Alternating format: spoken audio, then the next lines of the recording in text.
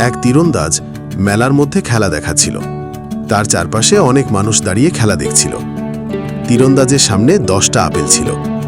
সে লোকদেরকে বলছিল, আমি কোন আপেলটায় নিশানা লাগাবো। লোকেরা বলল, আপনি 7 নম্বর আপেলে নিশানা লাগান।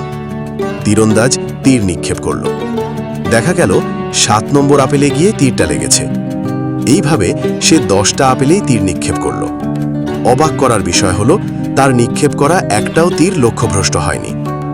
সেই তীরন্দাজ উপস্থিত সমস্ত লোকদেরকে উদ্দেশ্য করে বলল, আপনারা কি স্বীকার করে নিচ্ছেন যে আমি একজন ভালো তীরন্দাজ? সমস্ত লোকেরা বলল, হ্যাঁ হ্যাঁ, আপনি অবশ্যই একজন ভালো তীরন্দাজ।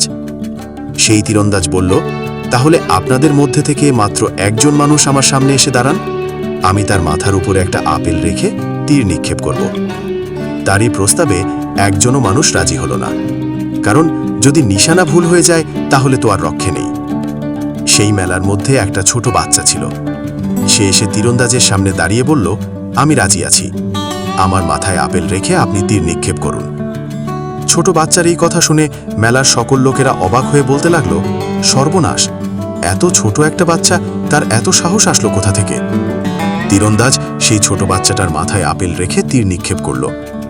দেখা গেল তীরটা আপেলেই লেগেছে।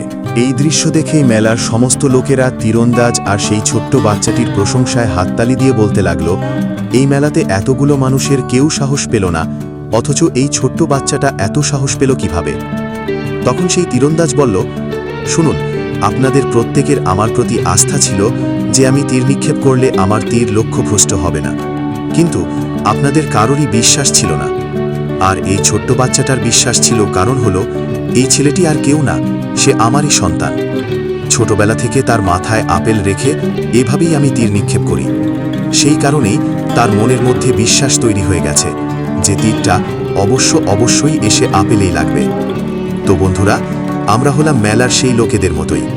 আমরা সবাই মনে মনে এটা জানি যে ভগবান আমাদের সকল বিপদ থেকে রক্ষা করবেন, কিন্তু আমাদের বিশ্বাসটা অটুট রাখতে পারি না, যার কারণে আমরা ভগবানের সাহায্য এবং আশীর্বাদ থেকে বঞ্চিত হয়ে যাই।